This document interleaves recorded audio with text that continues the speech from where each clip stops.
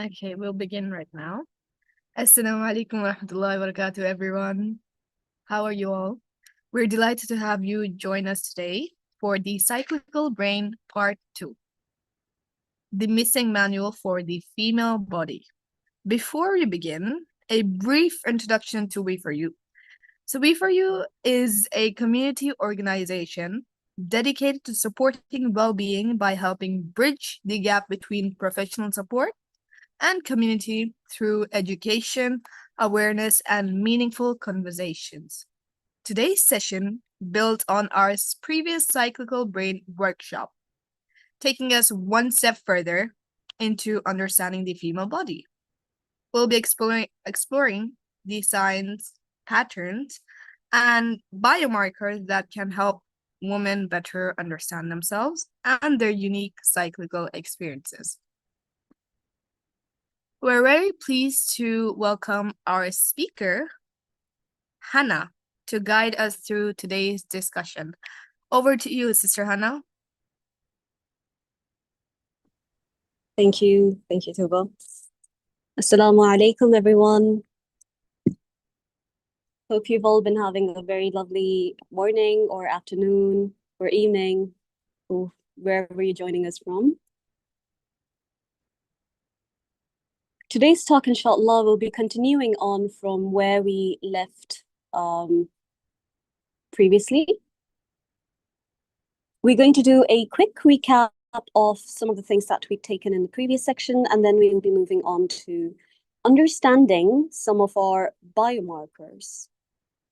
So I hope this session today will be helpful in understanding where exactly you're at and to understand your the phases within the cycle and everything a little bit more clearer than what you did in the first session, inshallah. All right, so here we go. If you recall in the previous session, we discussed how our biological cycle or the physiological cycle is different from the male biology. We as females, we don't function on a 24-hour cycle. We don't follow the sun, we follow the moon. We have a 28-day cycle. Some of us might have a 25-day, 26-day, 30-day. It all differs from one person to another. It's all different. So we're going to go with 28 as this is the most common number of days that a female experiences like her cycle. So before we begin, as usual, I want you to keep this in mind.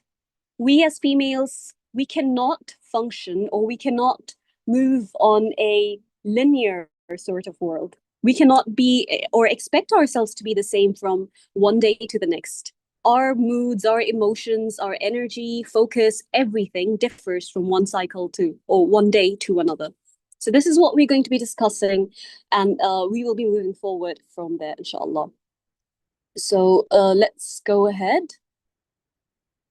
In our previous session, we had discussed the seasons. If you recall, I had you write some of the feelings or words that you associate with certain seasons and how you experience them within your cycle as well. So I'm going to be doing a quick recap of the same today as well. I want you to just recall together, like maybe you could write in the chat box as well. When you're on your period, do you generally feel more social or more inward? You could just write that down in the chat box. How do you generally feel when you're on your periods? Are you more social? Are you in a talkative kind of mode? Low energy? Yes, that's right. A lot of us feel low on energy. And some of us might not, we might feel, because our body is just, very internally, we might be thinking, okay, yes, depressed, inward, irritated. The first days are really low, okay. You get annoyed, yes.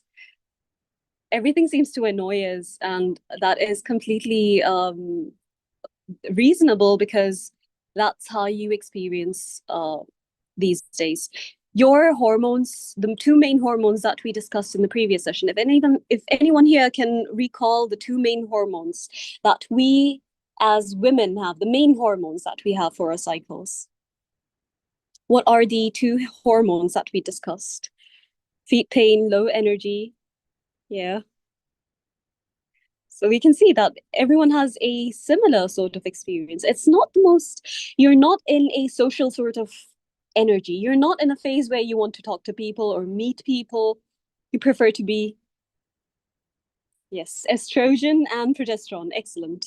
I've seen that some of you have written them down here. So yes, these are the two main hormones that we fluctuate between throughout our cycle. So we have the winter.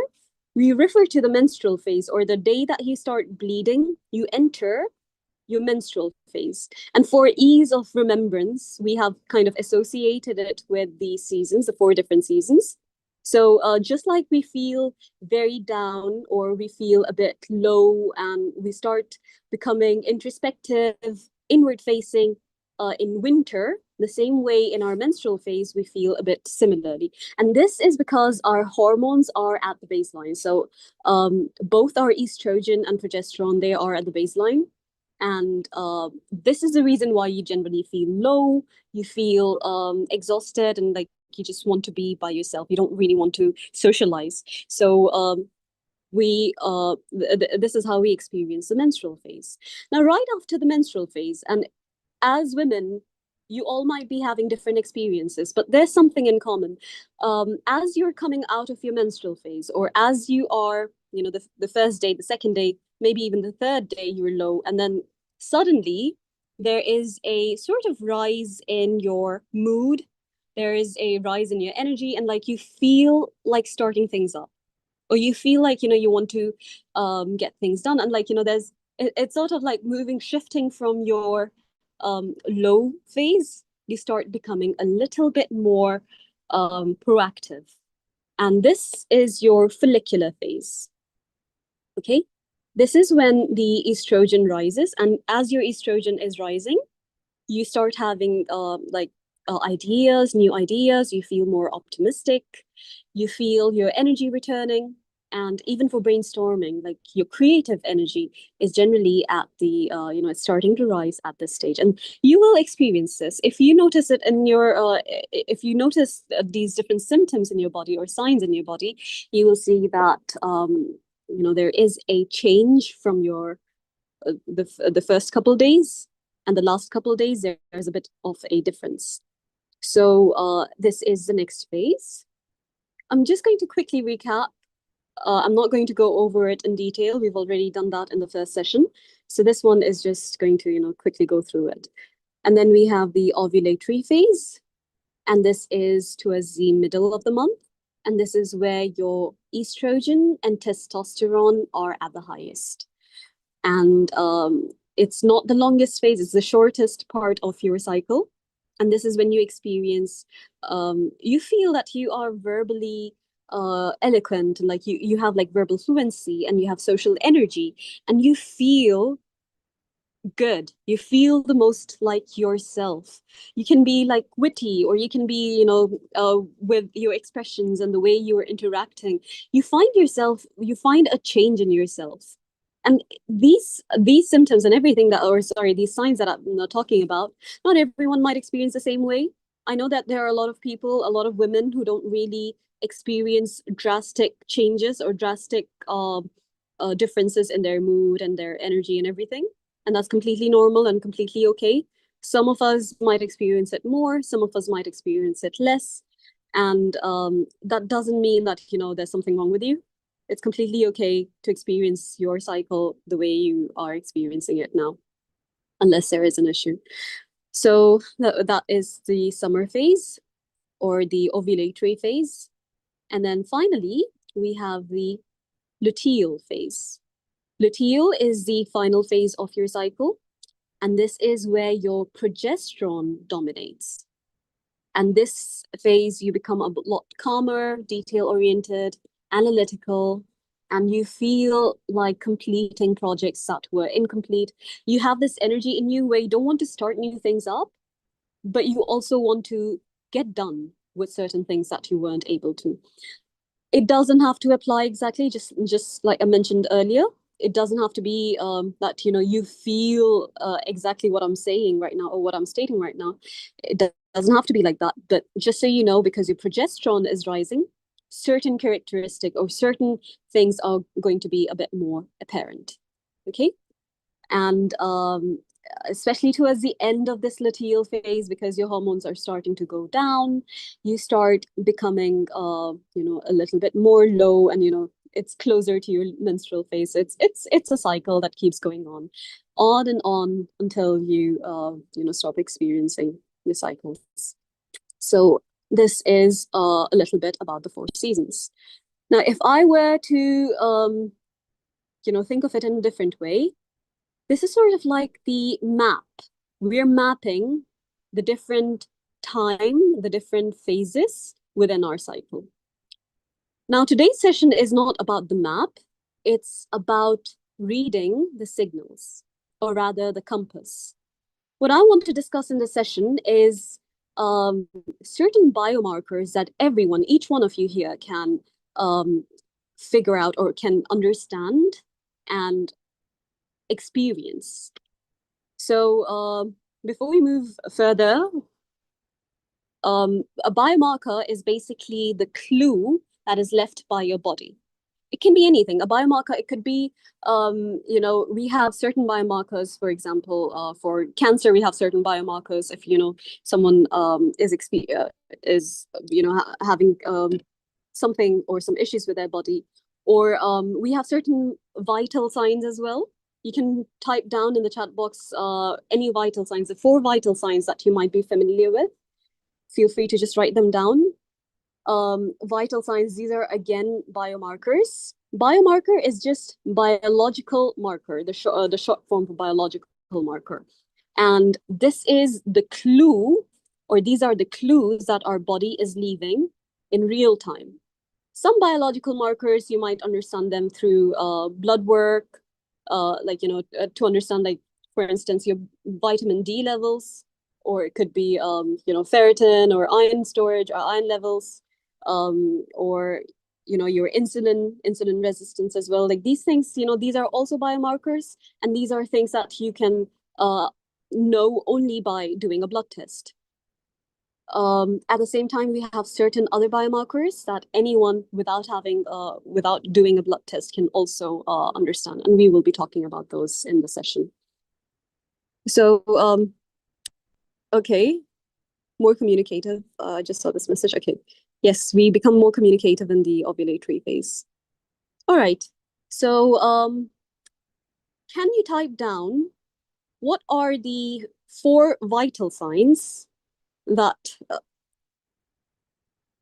yes, physical feelings are also included in biomarkers. We'll come to that as well, yes.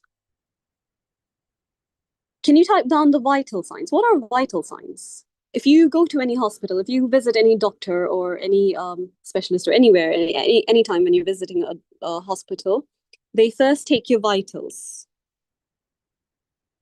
Or if you don't experience that, if you watch, TV series and all, if you're into medical dramas or medical series, you might know them. Blood pressure, yeah. Heart rate. Okay, I see that 3 of you have mentioned these, yes. What else? Oxygen level, that's right. Your respiratory rate, your blood oxygen, this is also something that they do take, yes. Okay. Blood sugar is also taken, but this would be considered a secondary vital sign. It's not amongst the first 4, but yes, blood sugar is also a biomarker or a vital sign. What about temperature? Do they not take your temperature when you visit the hospital? Your temperature, your core body temperature, is also a vital sign. So you have your core body temperature, you have your heart rate, you have your pulse. They check your pulse. They also check your respiration rate, your blood oxygen, that is, and they check your blood pressure. So these are some of the vital signs that are, tested by doctors each time you visit, and these are, essential markers. Now, something that research is finding out of recent is how our ovulation is also considered a vital sign. Now, as they're studying, like previously, the studies or research was just limited to men, at least as late as the 90s, I would say 80s, 70s, 80s, only men were involved in research. Women were hardly ever taken into consideration. And because of that, research when it comes to women is very limited. And now as there's progressive research being done, or there's, as people are finding out about the female body, they're understanding how much of importance is the ovulation, or how important is your cycle. So this is something I want to address and bring awareness to, because fertility or your ovulation, this is not something that is just restrictive to a time where you want to be where you want to become pregnant, or if you are in that zone, in that particular phase of your life. Your ovulation, your reproductive system is very important to your overall well-being, because it is connected. Everything is connected to your ovulation as well. So we are going to be addressing this in the session. So your ovulation, you might have heard of it if you are, if you like to watch the news, or if you're like, going through your Instagram, if your algorithm brings that up, that is, you might have seen how recently one of the diseases, and PCOS or PCOS was renamed as PMOS, and there was a lot of discussion on that. This is because previously it was just considered a reproductive issue. Now it has changed into an endocrine issue. And when it comes to the endocrine, that means it's affecting more than just your reproductive system. And we are finding out more. We're discovering a lot more information, and this is something we are, figuring out as the time goes on. PMOS is basically PCOS, if you've heard of it. The full form for it is polycystic ovary syndrome. I don't know if you've come across it. It's a very common hormonal disorder, and it's basically the imbalance of reproductive hormones. So now, previously it was called PCOS because it was just cystic, or considering your ovaries. But now they have discovered that, or they have renamed it as PMOS, which means it's a metabolic ovarian syndrome. Okay, so it's the same. It's basically the same thing, but they've just renamed it because they've understood that the impact is more than just your ovaries, or your follicles, undeveloped follicles. Okay, moving from there.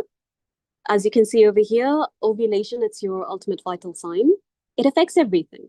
It affects your mental health. It affects your, the systematic balance within your body, your health status. It gives you information. So how you're experiencing your life, or your ovulation or your cycles through your 30s and 40s will determine how you are going to be menopausal, or how you'll be experiencing your life post-menopausal in your 70s and 80s. So it is very important. And your ovulation, it is not just connected to reproductive system, as I mentioned. It is also connected to your nervous system. It is connected to your endocrine system. It is connected to everything, basically, is affected. Cardiovascular system as well. The health of your ovaries, your ovarian health, basically, has an impact on your other systems. Everything is connected in the female body, and it's very important for us to understand what exactly is happening in the body, and this is what the session today is going to be addressing, inshallah. Okay, moving from there, we are going to go into just the basic compass.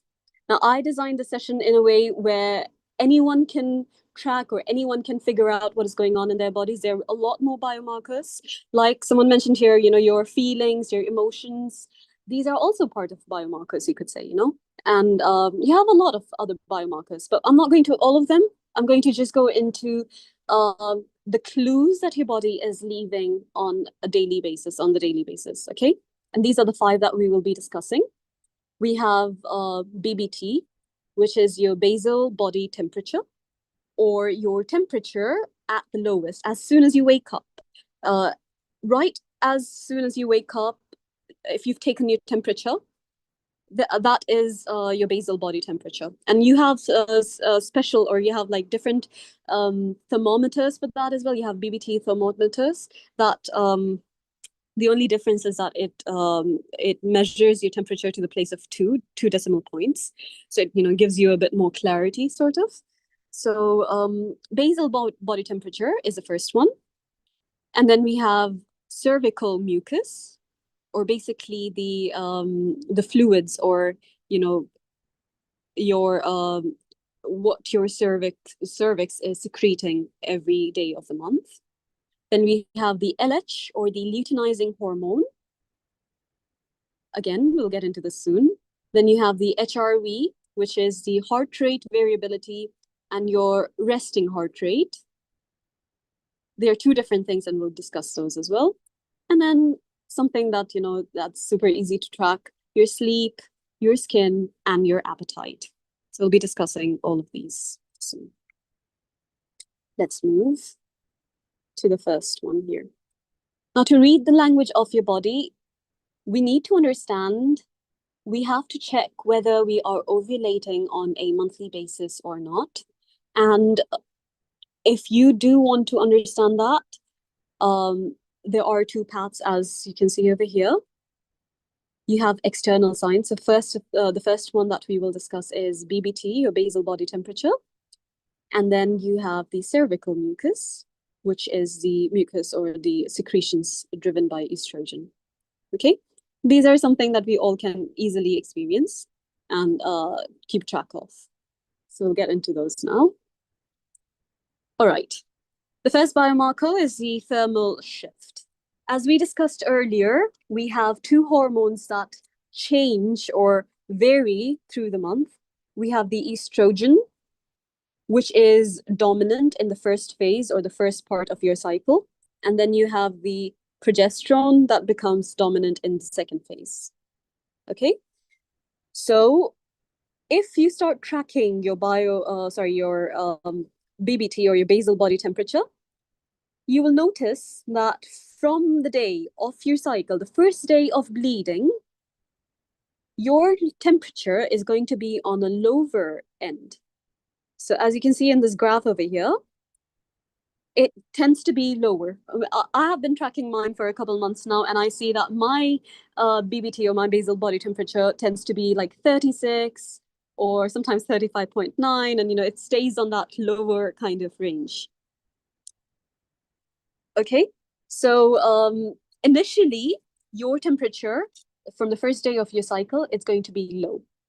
And then it keeps being low, your cycle, like you're done, after your bleeding days as well. And then it keeps being low. And then just before you ovulate, there's a slight dip in the temperature. Okay, approximately 24 hours prior to ovulation, you have a little bit of dip. And then after you've ovulated, your temperature goes up. It goes up to a 0.3 or 0.6. It rises up this way. So for instance, like for mine, in my case, if my temperature, my regular temperature, or pre-ovulation, if my temperature is 36 degrees, after ovulation, my temperature rises to 36.4, 36.5, and and so on. Like it just rises, and stay consistently high. Okay, if your temperature fluctuates, if there is if it goes high and then goes low, then that means that either it was an anovulatory cycle, like you did not ovulate in the cycle, or it could mean that your progesterone was low, or your progesterone did not sustain for a long time. So there are many different reasons for that if your temperature is going back down. So this is something like, you can figure out if you start tracking your temperature. The way to track your temperature, like I said, you have your thermometer.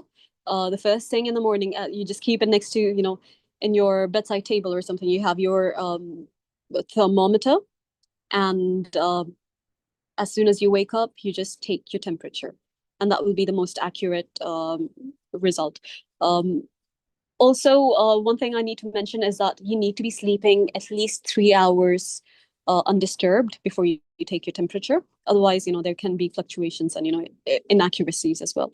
So this is also something you need to keep in mind. Okay, so your basal body temperature is one of the ways in which you can track your cycle, track or understand exactly where your hormones are in your cycle. Okay, this is one. Now, the second point, or the second biomarker, is your cervical mucus or cervical fluid. This is something that, women have been experiencing through the start of times, since forever, and women have been tracking them as well for a long time. It's only of recent times, I would say, that, women are not so aware, or they don't really understand their cervical mucus. And I know that some women even treat it as as something that is unnecessary, or like something that is soiling their garments. And I've heard all sorts of like discussions on that. So unfortunately, women today don't really realize the importance of their cervical mucus. It is also a biomarker. Cervical mucus is directly impacted by your estrogen levels. Okay, so as you start, the phase one over here, you could say phase one is basically when after you menstruate. Okay, right after you menstruate, you have stopped bleeding, and you will feel dry. Okay, this is the beginning of your cycle, or your follicular phase. So this is where you are not fertile, you have low fertility, and it occurs like low fertility or this dry phase. You will experience it 2 times or twice in a month. One is just after your periods, and then the second time is before your periods, or like in your luteal phase. That is after your ovulation. You tend to become a bit dry, or it's very limited. You don't really have a lot of cervical mucus. Like it could be clumpy. It could be like different women experience it differently. Each one of us, as we start tracking, we can you will be able to notice it in yourself. So this is the first one.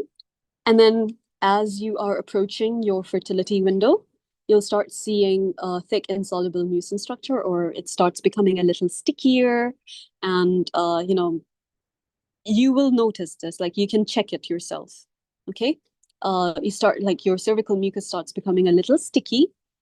And one way to identify is this this phase of yours is by how wet you feel.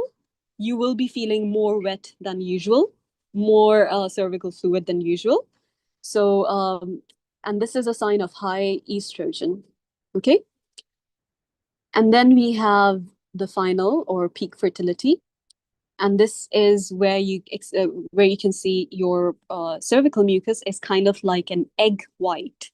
The consistency is like an egg white. Okay, it's sort of slippery, and this is it's signaling immediate pre-ovulatory phase. So at this phase, at this stage, when your cervical mucus is kind of like an egg white, that means you are ovulating, or you are at your peak fertility levels. Okay, so these are certain changes that you will experience as your estrogen levels are fluctuating in the body.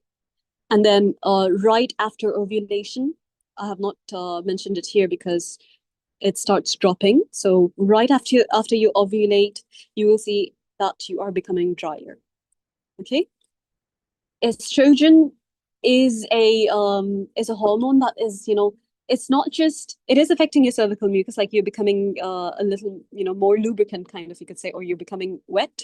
And as your estrogen is high, even your collagen, the collagen that you have in your body, like your skin as well, you will notice that your skin is okay in the first part of the cycle. And then suddenly, some women have experienced this, and they have stated this as well, how they start feeling drier, like their skin on the skin on their faces, the skin on their hands, and their bodies, they start feeling drier towards their in their luteal phase. And this is because your estrogen is the one that is giving you this um, hydrating kind of effect, and progesterone is drying you up. Okay. So this is something you will be able to note in yourselves. Okay. Moving further, we have the third biomarker. Now, this biomarker is something that is an extra step. Not everyone has the capacity to track this, or because you will need something separate for it. You will need the Elliott strips, or you get like a one of these, I can't remember the name, but you can get this device to check your luteinizing hormone. Luteinizing hormone, this is it surges up when you are in your fertile window, or before your fertile window, I mean. So your pituitary gland, it's releasing this LH, okay? And this happens around 24 to 36 hours before the follicle ruptures to release an egg. So it's before your ovulation, you start experiencing this, where you are, your LH kind of surges up. Okay. And it is looking forward. So basically, if your LH is rising up, then you can look forward to your ovulation. Okay, it tells you that your ovulation is imminent. If you're using the Elliott strips, you will start using it maybe on your 11th, 12th, 13th day of your cycle, because it will give you an idea of whether your luteinizing hormone is rising or not. Okay, if you don't have an Elliott surge or luteinizing hormone surge, then that means that you could possibly have an anovulatory cycle, which means that you're not ovulating. Okay, and this is a very important hormonal health snapshot. It's something very important, because if you're not, you might be experiencing your cycle just like everyone else, but if you're not ovulating, that means that your hormonal levels are also fluctuating, or like it's not the way it should be. So it doesn't mean that it is there's something wrong, but more often than not, it can indicate a problem with your body. Okay, so if you're not ovulating, especially for people, women who are given birth control or who are on birth control, they will not be experiencing ovulation, and they will not be having it in their cycles, because it's basically mimicking the cycle. Like they'll bleed, but then it's not really an actual ovulatory cycle. So this is why it's important. Like you need to understand your luteinizing hormone, like whether it's surging up or not, as it indicates whether you are going to ovulate or not. Okay. Then we have the next biomarker, which is okay, sorry, before we go on to the next biomarker, the window of ovulation, the two-way verification system. So if you really want to, understand whether you're ovulating or not, you have both the luteinizing hormone surge, and you have the basal body temperature rise. So luteinizing hormone, it is basically predicting whether you're going to ovulate or not. Okay, and it is something that you are, it's going to tell you about what is going to happen in your body 24 to 36 hours later. Okay, so it's not something immediate. It's going to be what is happening after some time. Whereas the temperature, it confirms whether you ovulated or not. Okay, so it's basically looking backward after the fact, whether you ovulated or not. And then your the hormone that is driving the LH is luteinizing hormone, is your pituitary gland. And the hormone that is affecting your temperature is the progesterone. Okay, as the progesterone rises, you will have a rise in your temperature. Okay. All right. So if you are using together, it will, help you clarify whether you really ovulated during the month or you did not. Okay. Now moving further. Okay. If in case you are not experiencing your ovulation, it could mean that there is some problem. It could be that you're not ovulating, or you're not having a very regular cycle, or even during natural life stages like breastfeeding, perimenopause, or even when you're pregnant. Obviously, this is, you know, whoever experiences it would know that they're not really ovulating when they're breastfeeding or when they're, experiencing pregnancy. Okay, so that is completely normal. But sometimes, if you are not having ovulation, if you're not ovulating during your cycle, it could mean that you're having some thyroid issues. It could mean that you have PCOS or PMOS, hyperandrogenism, or it could also be because of high stress, nutritional deficiencies, like, if your iron levels are low, if your, sometimes vitamin D as well can affect, your sleep patterns are not very regular. All of these can have a direct impact on your cycle. So it doesn't always necessitate something very serious. It could be something as simple as, you didn't sleep well, you had less sleep or something like that. That also does kind of affect at times. But it is also a sign to something happening in your body. Okay, so if you notice, if you are, this is not something that one-off, you see that you did not really ovulate in a cycle, that doesn't mean that it's an immediate red flag. If you notice this pattern repeating over time, you're not having regular cycles, you're not ovulating in your cycles, then you can go and test yourself out. You can go for a diagnosis. You can see what exactly is happening in your body. Okay, so this is like early intervention before secondary symptoms occur. Okay, all right. Then we're moving on to the next biomarker, your resting heart rate and your heart rate variability. Now, this is something, again, which not everyone will be able to identify, or not everyone will be able to track, but it is just like, an understanding of what is going on in your body. Now, as you are going through the first phase of your cycle, right after menstruation, as you're going through follicular phase, ovulation, you will see that you are recovering well. Your heart rate, your resting heart rate is going to be low, and your heart rate variability is going to be high. Okay? Your resting heart rate, it basically shows that, you are recovering well. You're sleeping, and your sleep is with recovery. And your heart rate variability as well, it shows your resilience. Okay, so if you start tracking your heart rate variability or your resting heart rate, I'm not going to go too much into this because I know that not everyone has the capacity or the devices or trackers to track their these biomarkers.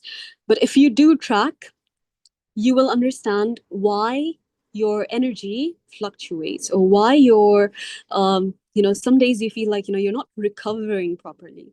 And for those of you who don't use trackers, or like who cannot or don't have the means to support their system or like identify this, they can just notice it in their body. When you sleep and you wake up, how do you feel? Like, do you feel rested, or do you feel lethargic? Do you feel like your sleep helped restore you, or did it make you more tired, or you still feel like you're going down? Yes, heart rate fluctuates with stress level and physical activity. That is right. But heart rate variability is basically the variation between your heart rate. So this is something, if you're using like an Apple Watch and a Whoop or a Ring or any of those fitness trackers, they do help identify. They help you find understand them. Okay, so it is difficult to track by yourself, but these trackers can help you track them. Okay, and for pulse rate as well, pulse rate or your resting heart rate is basically your heart rate when at its lowest, or like when you wake up. And immediately after waking up, if you check your pulse for like a minute, this will tell you your resting heart rate. Okay, so yeah, and generally, like I have been tracking these, and I have noticed how my recovery just goes down as I'm on my luteal phase. So even when working out, I'm kind of like phasing out my workouts in a way where recovery is supported. So if I've done some intense workout today, and then I see that I'm not really recovering that overnight, then I try to take it low and I mean slow in the next day, and like time myself properly so that I am doing workouts that suit my body. So this is something that will help you with that. But not everyone has to do this. Not everyone has to track this. If you're not so fitness centered, or like if you're not working out on the daily, then this won't really matter. But it's basically just an understanding of your recovery levels. So you will not expect, or you should not expect yourself to be the same throughout the month. Your body is going to recover differently at every phase or at every stage. Okay. Progesterone, as it increases, your heart rate also increases. Okay. All right. I hope that one was clear. Now, finally, we are coming to the overlooked triad, or how the menstrual cycle affects your skin, sleep, and appetite. Your follicular phase, the first part of your cycle until ovulation, is when you will see increased collagen and hydration from estrogen. Your skin will be naturally, it will be moist. Okay, it will not have this is something I have noticed in myself as well. Like I don't really need a lot of moisturizer in this phase. Whereas when I'm on my luteal phase, I start becoming drier. And your skin, because your progesterone is kind of like, taking all the water from your body. So this is why hydration is very important in your luteal phase. Right after ovulation, you have to make sure that you are drinking enough water so that you have a good cycle. So progesterone, it not only dries you up, it also can cause sebum production, and you will find breakouts in your jawline because your estrogen is dropping, and androgens are also there. So this kind of symptoms, like these signs, will be noticeable in your body. Everyone experiences differently, like I said before, but for some people they start breaking out. For some people they start drying up, and they have a bit of difference in these two phases or two parts. For clarity, I'll just repeat here. Follicular phase is basically your after you menstruate, after you start menstruating, until your ovulation, when you ovulate. Okay, and luteal is basically after your luteal until you start bleeding again. Okay, all right. Then we have sleep. Now, sleep, you will see that your sleep cycles can be better in the first half of the cycle, the first part of the cycle. And even if you're getting less sleep, it's not going to affect you as much because you're going to be recovering well. Your heart rate and everything will be, I don't mean that you have to, you can be careless. You have to protect your sleep, but at the same time, you can be a bit lax about your sleep in the follicular phase because you are, your resilience is a bit stronger. However, when you come to your luteal phase, you will see that as the progesterone is increasing, initially you will have like deep sleep, okay? But towards your cycle, or towards the end of the cycle, that is towards your menstruation, you will see that, or you will notice fragmentation of sleep. You just wake up, at like 4 a.m. wake ups, at 3 a.m. wake ups. And I have heard of people, like I have heard people saying how they tend to wake more often during the night when they're closer to their periods. So one of the PMS symptoms as well is not being able to sleep deeply. And this is because of your hormones. And as those changes occur, you will also notice in your body. And then appetite. Appetite towards the first half of your cycle. You'll have your regular needs, your regular baseline caloric needs. But as you come towards the latter half of the cycle, you will find yourself becoming hungrier, and you will want to eat more protein-rich and carby comfort food.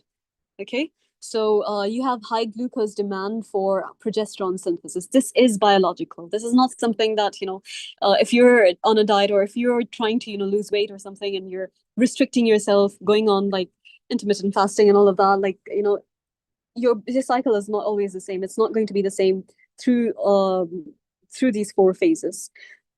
Towards you in your luteal phase, you are going to need more food, need more carbs, need more protein as well, protein-rich food. Okay, and that is completely natural, and you have to substitute. Something I experience is when I'm on my periods, I tend to lose my appetite. I tend to not really, feel that hungry. But like as the days go on, like it becomes normal and natural to eat more. This is my experience. You can also note down in your body what is exactly happening, what sort of symptoms you're experiencing, how is your appetite through the month. You can track and find out for yourself as well. Okay. All right. Okay. Now, before we end, there is something that I do want to, you to take away from here. Something you can help, or something you can track, is these 5 over here, a daily check-in of sorts, you could say. You can do this in the morning as soon as you wake up, or you can do it at night before you're going to bed, or before you head to bed. It won't take long. It's just a 5-second check-in sort of. Sleep quality. How did you sleep the night before? Did you fall asleep easily? Did you wake up in the middle of the night? Did you experience lighter sleep? Or did you experience, you felt like you had a deeper sleep? You feel refreshed after waking up? Or do you feel like you've just run a marathon? You've had a lot of REM, or, a lot of dreams in your sleep. Now, this is also something, if you track, you will notice a pattern. I personally experience a lot of REM sleep, a lot of dreams when I'm in my luteal phase. And sometimes it just makes me feel so exhausted. I feel like, I've just been running, or been doing a lot of like physical exertion of sorts when I wake up. And that is also, because I've been tracking, I've been able to note the differences in my patterns, basically. So how was your sleep? Something you can track.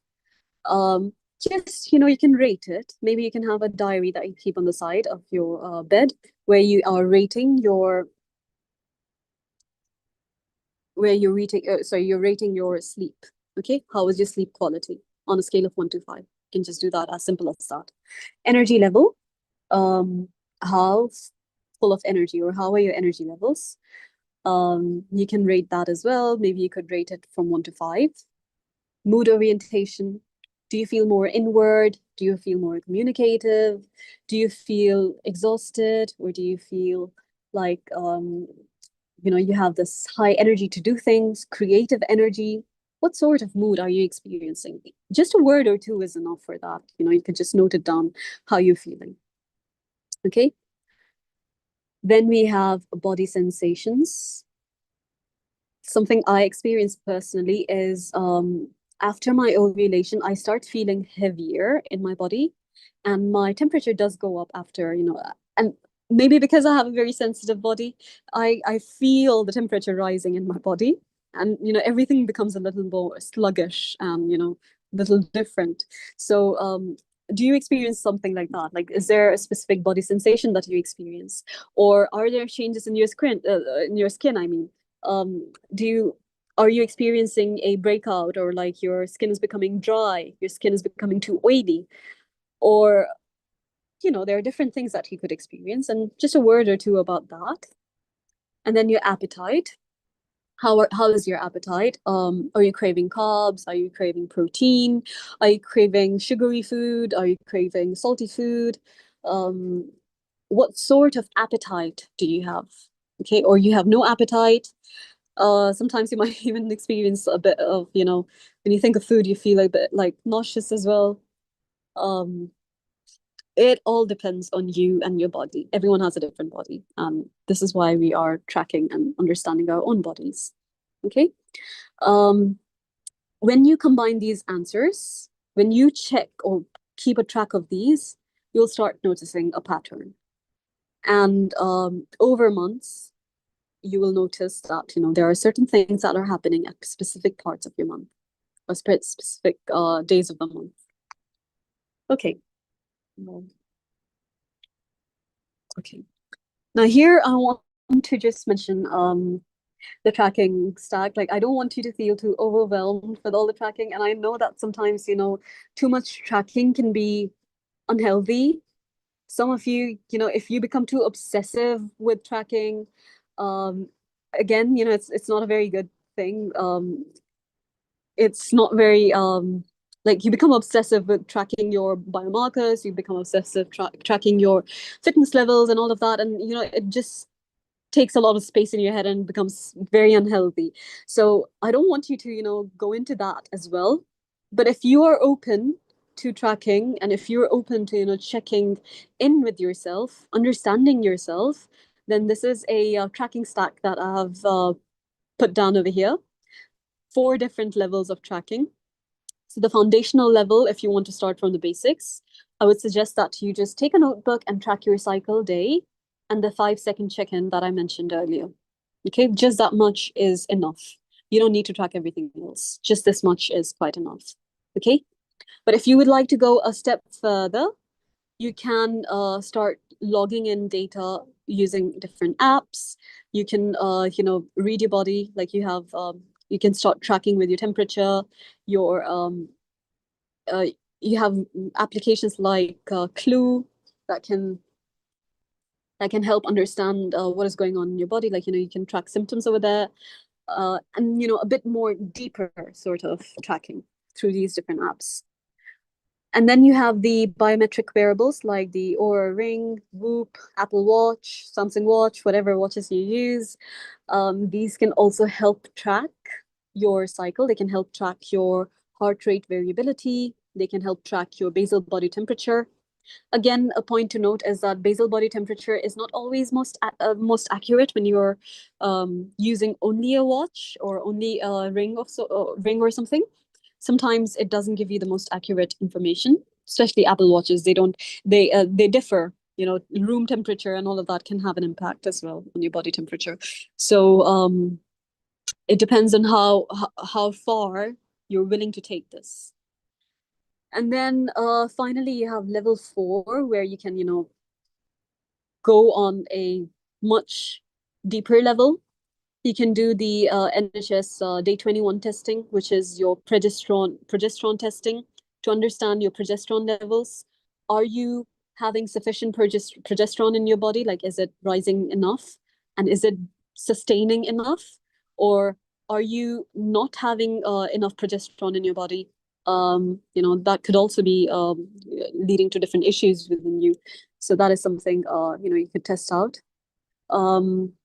And yeah, metabolic processing and the biogenic function and all of that. This is something you could test and understand on a deeper level if you're willing to go forward with that.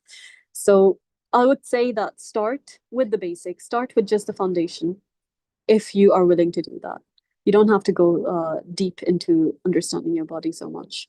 Just a basic level, just understanding where you're at in the cycle and your moods and just basic things like that can give you a lot more information than you realize. Okay. And okay. And with that, we are going to be concluding. So the reason why I mentioned about tracking and all, I don't want it to be, again, like I said, I don't want this to be an unhealthy sort of obsession that you develop. When you're tracking, I would say just track for like a month or three or a year max, I would say, because you don't need to keep tracking all the time.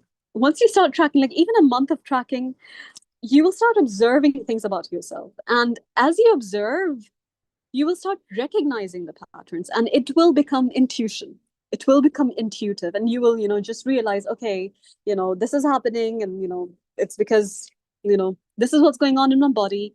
And it'll just give you a picture of what's happening within yourself. And if there is any fluctuation or if there is anything that is not happening the way it should, then, it can raise an alarm within you that, okay, something is wrong, something is, unusual. So just for that, you are not the goal here is not to track forever. You're just trying to understand the pattern that your body is going through, and eventually you will just figure things out for yourself. At the end, you don't need to overwhelm yourself by tracking everything at once. For the most part, you could just start tracking which day of your cycle you're on. The day you bleed is your first day. The second day would be CD2, cycle day 2, cycle day 3, and so on. This is enough if you're a beginner at tracking your cycles. And as you start tracking, you will start noticing. And as you start noticing, you will start identifying the patterns. And as you start identifying the patterns, it will become something very natural to you, and you will realize that this is how your body is operating. And that's the end of our talk today. So thank you, everyone. Jazakallah khair, Sister Hannah, for such an insightful session. I have to say, I was genuinely loved this session.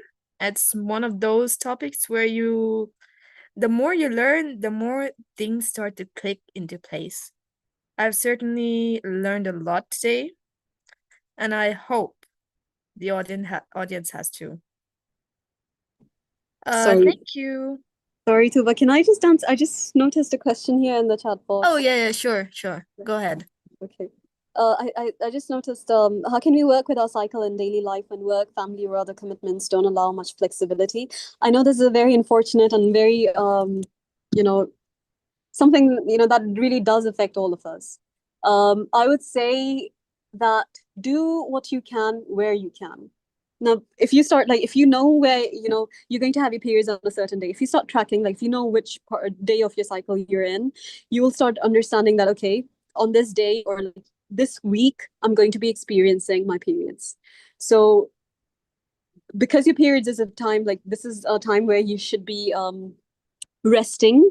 You should become slower, like, that you will be not able to make any commitments or make any plans of sorts. So try at your own pace. If you're making plans, make sure that you're making your plans away from this phase. If you're having like social responsibilities as well, try your best to schedule them in a way where they're away from your resting phase. So I would say that planning ahead really helps. Okay. I know the world isn't designed for us this way. It's not designed for the 28-day cycle or like women's cycle. But yeah, as you go forward, inshallah, it will as you start planning ahead, it will help for sure. Okay. And yes, thank you. I am planning a talk on perimenopause. I've been requested this by a couple of people, so inshallah I will.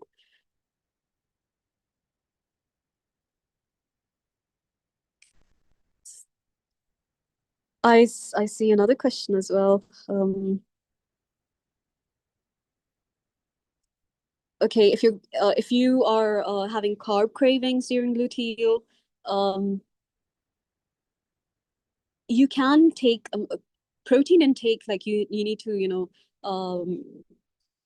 have a like a better like or more protein intake. But when it comes to carbs, I would say go for complex carbs because they keep you satiated for longer. Okay, so don't go for like, just any kind of like French fries or anything. Like go for like more complex carbs because you are kind of satiating your carb needs. At the same time, you're being watchful of how much you are control or intaking. Okay, and yes, I see another question about how the symptoms can get mixed up with other things, and it's difficult to isolate them from purely hormonal issues. Could be because of stress and because of something else as well. Yes, this is also true. Sometimes, your temperature can rise up as well because of, sicknesses as well, like illnesses as well. And this can, make your data noisy in a way. So, yes, what you could do is keep tracking, okay? And if you feel like, there is something else, like some other things like stress, you have a period of stress, track that as well. Keep that into your tracking as well. So that you know that, because of this stressful situation or because of this illness or because of this, whatever it is, how your data is changing over time. So I know you cannot really completely isolate them, but you can identify them. Okay, I think that is it. What is one thing you wish every woman knew about her body that is rarely taught or spoken of? Hmm. I think our need for rest. We as women, especially for if you're going through with your feminine energy, we have phases where you are high in energy and we have phases where we are low in energy. And unfortunately, the world is designed to be productive all the time. And we don't really consider rest as an integral part of our everyday life or like integral part of what we need. So something I would want every woman to understand and practice is rest periods, especially when they're on their menstrual phase. Menstrual and the, luteal, the late luteal phase, it is okay to rest. You are not required to be working all the time. And if you don't place yourself first, if you don't give yourself the rest you need, then unfortunately, the world is going to keep using you and, you'll keep being needed all the time. So yes, I think that is it. This talk is being live streamed, so inshallah, I believe the live stream link will be shared in the group after. Thank you, everyone.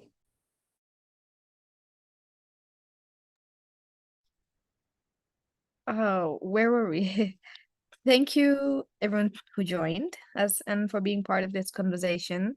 I believe we can have a Q&A session next time around, since a lot of people had many questions. If you'd like to stay connected to E for You and hear about our future events, please keep an eye out on our community announcements. And with that, we hope to see you again at our future events, inshallah. Assalamu alaikum wa rahmatullahi wa barakatuh.